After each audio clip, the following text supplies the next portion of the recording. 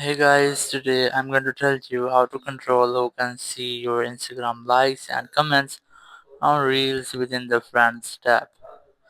If you are using Instagram and you want to control that who can see your Instagram likes and comments on your Reels within the Friends tab, so let's see how can you do that. You just have to open your Instagram app, then tap on your profile in the bottom right corner, then tap on three horizontal lines and the menu option in the top right corner. And from here just scroll down and you must have to look for activity in front tab.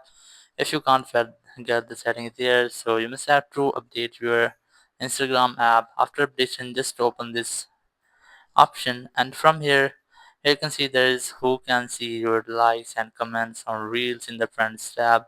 So if you want to select followers, you follow back, so you must have to select the first one option.